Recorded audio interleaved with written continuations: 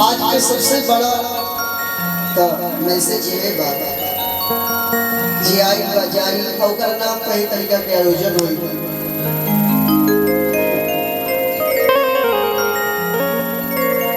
शमशान स्मशान से लेके सब घूमत रह ये बाबा कोई भाव है साथी है मित्र गंग के जल बिंदु पान तक।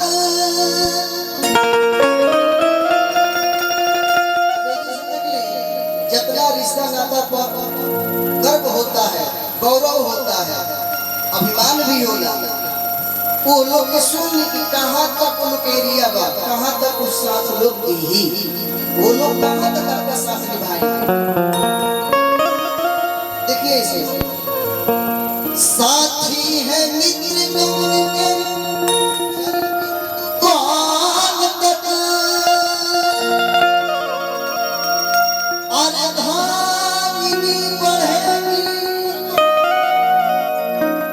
केवल मकान। एरिया देखिए एकदम बता रहा था तू कहाँ का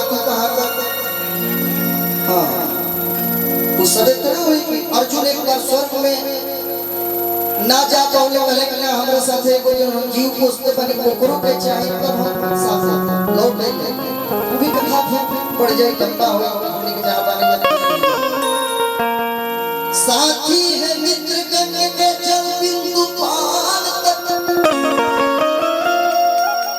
और धामिनी बढ़ेगी तो केवल मकान तक।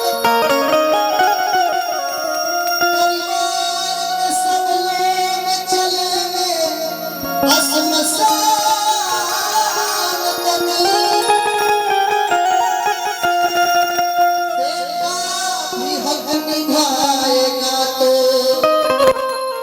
सिर्फ अग्नि दान तक। लेकिन इसके बाद यहाँ के बाद भी आपकी हमारी यात्रा है। यहाँ के बाद अरे इससे तो आगे भजन ही है साथी हरि के भजन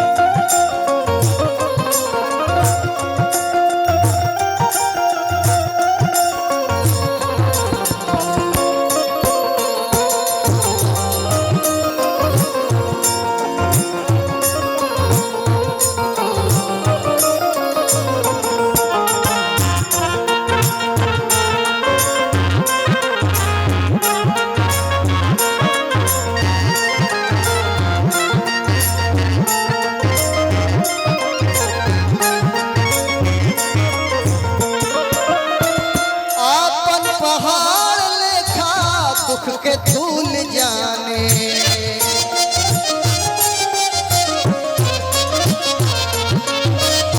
मित्र के छोटो दुख पर बात माने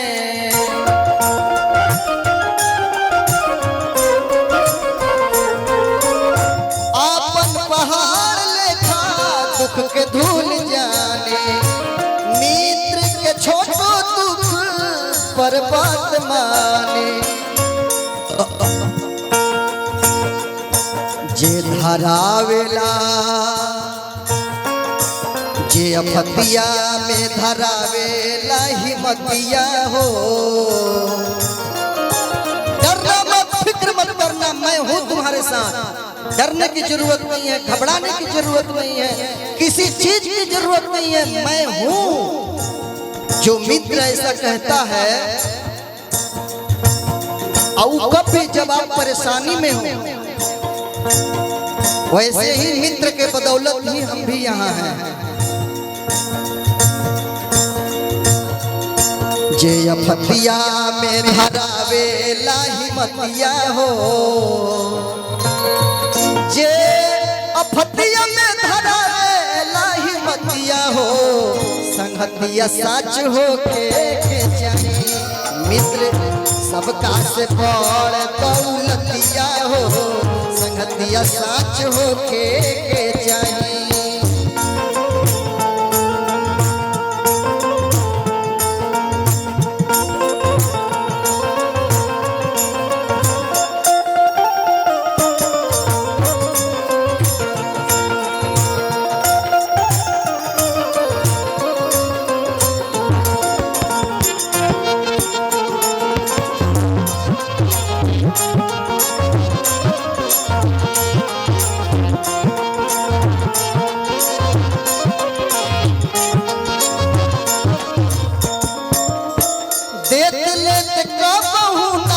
शंका मन में करे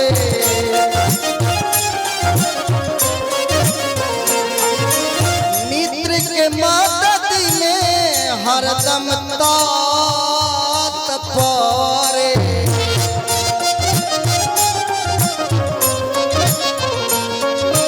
देत लेत कबहू ना शंका मन में करे मित्र के मदद में हरदम तात परे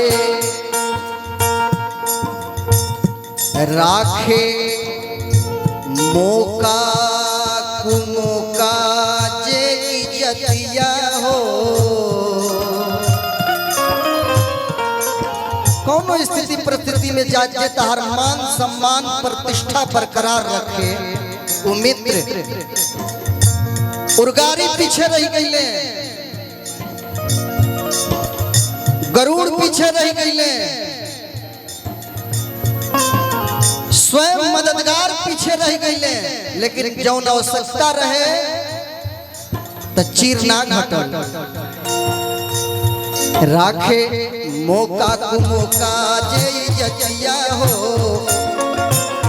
राखे मौका को मौका जे इज्जतिया हो।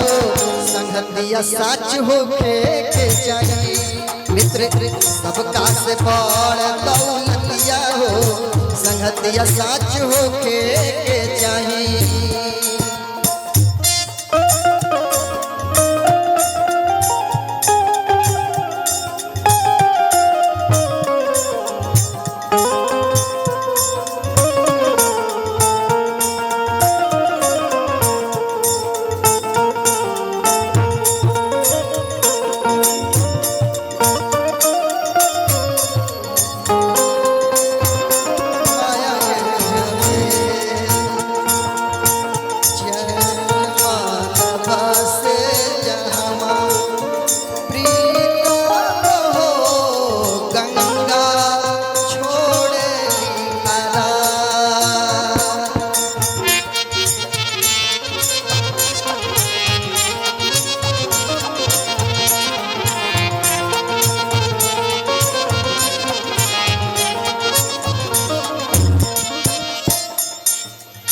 मित्र के दुख में जे होला ना दुखारी।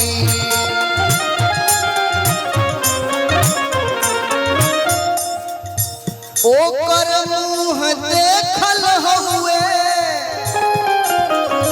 पापे शिकारी।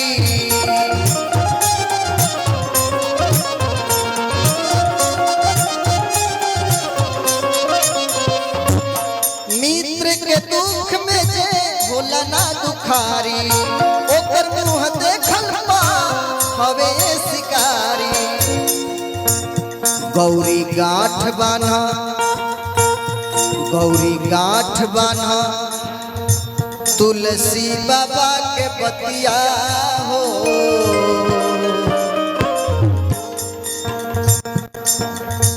गौरी गांठ बान्हा,